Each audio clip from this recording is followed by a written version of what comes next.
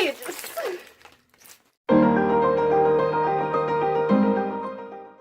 Hello, ladies, gentlemen, and others of the internet. You are here with me, MonTiSoFresh, and today we are going to be talking about my first con experience. And for those of you who don't know, a Comic-Con, or a con in general, is a place where a bunch of nerds gather together to share their nerddom and be nerds and have fun and spend way too much money on things we don't really need. My first Comic-Con was Phoenix Comic-Con 2014. I think it was 2014. 2014 or 2013. I was a wee lass. Back when Monty was just a wee little black jelly bean. In middle school, the worst place to be for a child. Most dangerous place. Most, not a good place. School's bad. Okay, kids, go to school. Get your education on. But just don't listen to the haters, because I was struggling with what most people would consider the early stages of depression.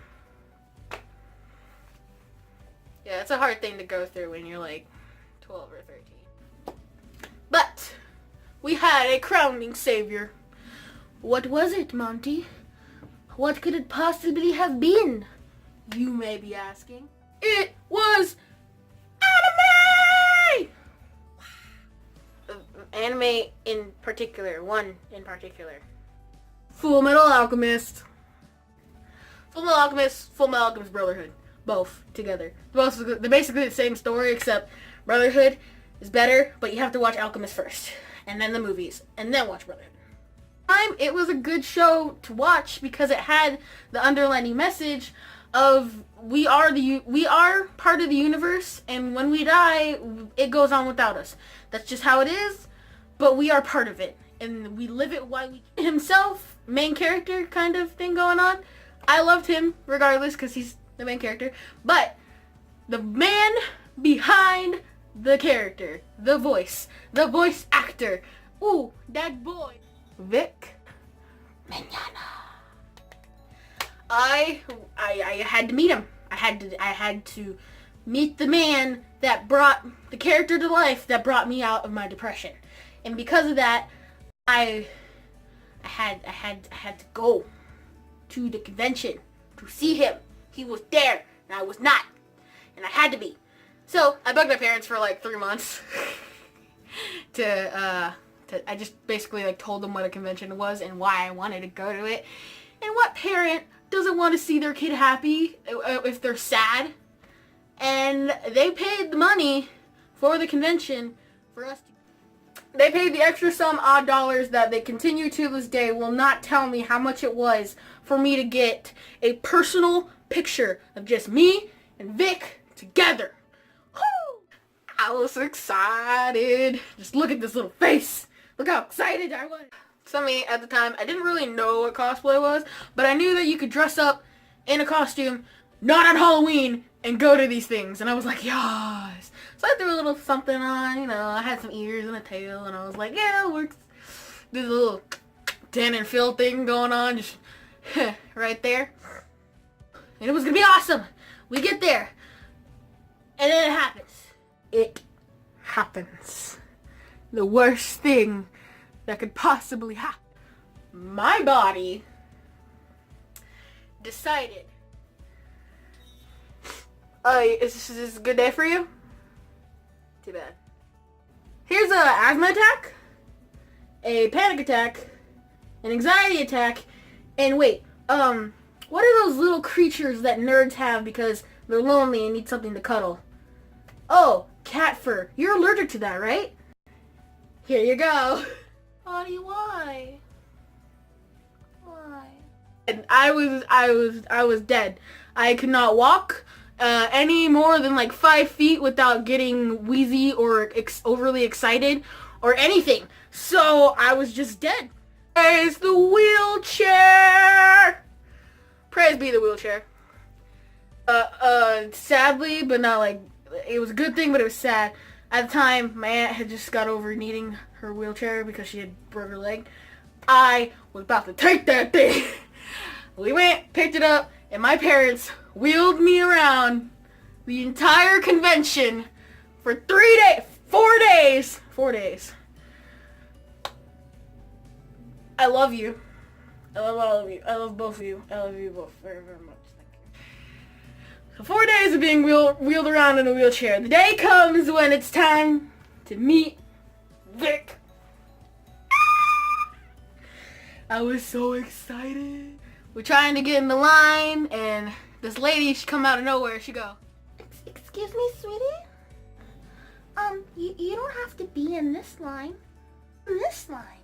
It was the express wheelchair line, which means I got to go in before all you people that have been waiting in line first because I am sick and I'm in a wheelchair. I had like 2 little flowers at the time, and I was like, I'm gonna give him one, and then I'll have one, and we can take a picture together, and we'll be holding our flowers. I still have mine. I don't know where it is. I think it's over there. But we had, then it happens. Oh my god. They have me in front of the door, in front of the black curtains. They're hiding him from me. They open the curtains, and there he is. He is standing right there! And he goes, "Oh, are you okay?" And I'm like, "Yeah, I'm fine. I'm just sick." And he's like, "Well, can you stand?" And I'm like, "Yeah, I can." And he comes over. And the boy helped me on my chair. He grabbed my hand. He touched me. We're getting ready to take our picture. Vic is standing here. I am standing here. This is what Vic does. Takes his arm, puts it around my shoulder. In my head, already, I'm going, "It's touching me!" And if it couldn't get any better, he loves his fans, guys. He loves his fans. Vic does this. And like straight up just grabs me and brings me in for the most side hug ever. I'm panicking. I am panicking. He's touching me. He got really close, really fast. Cameraman goes, 1, 2, 3, click. Vic says his goodbyes. He says, "Thank you for coming. It was nice to meet you." And before I leave, the man does this.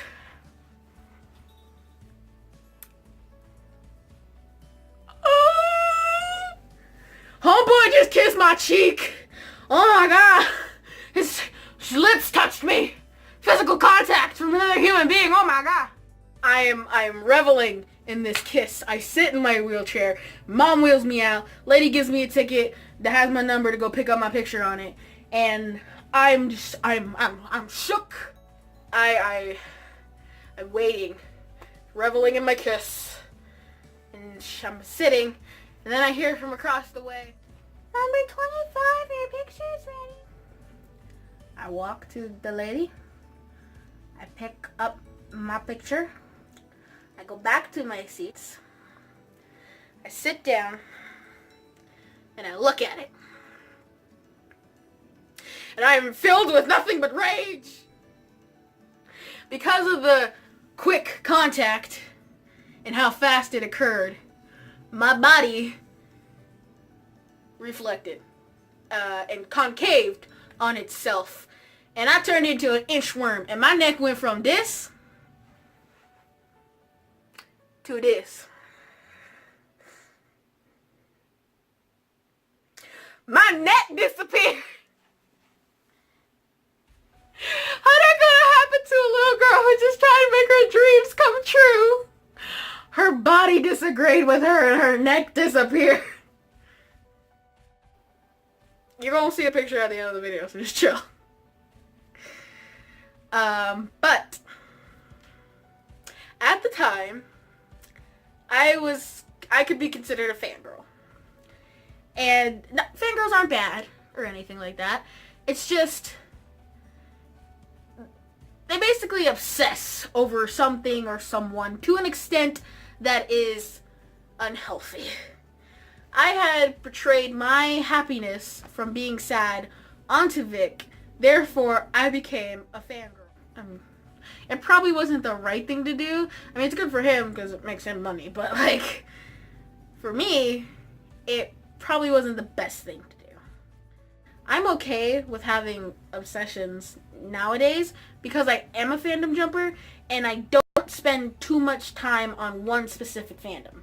I jump around and I see the things that I like them, and then I move on to the next one. I can go back, revel on how much it was good to be part of that, but most of the time, being obsessed, like, with something, it can be a good thing, especially for people who go to conventions.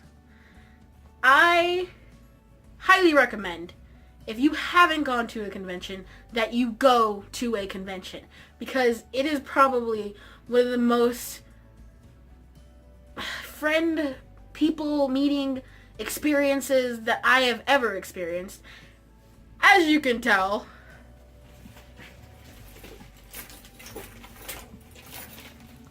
I've been to quite a few, but it is a place where people who obsess over the same things can meet and get along, tell stories, share, and everything together. And it's awesome, and it's so great that a place like that exists for people, because not a lot of people get out every day. Not a lot of people meet other people in a healthy environment where they can get along and meet, talk, everything like that. It's a wonderful thing that I miss. It's been almost a year since I've been to a convention, and I feel lost, sort of. It gets a little lonely when you love something but you can't share it with somebody else. And I miss sharing the love that I have for a lot of things with other people. I had just recently went to First Friday here in Vegas, and it's basically a big art convention where a bunch of artists get together and they share, they sell, they talk, they show art. And I loved it. I reveled in it because it was an experience that I haven't had in so long, and I missed it, and it made me feel more artistic, more creative. It made me want to make more. It made me want to start my YouTube channel faster, and that's why I'm here, because of a small convention type thing that I had went to, and it inspired me to do more. And that's what I feel everyone should experience just once, at least once in their lives. Go to a convention. If you're not a huge nerd, it's okay. You can meet people there who will tell you about something that you could be obsessed over and get along and learn and just have fun. And I highly recommend it. I hope you guys enjoyed this video and the little animation that I did. Feel free to subscribe. Click that little bell icon to receive all notifications of when I post. Follow me on all my social medias, linked in the description below. I don't always post, but when I do, it's the good stuff. And until next time, bye!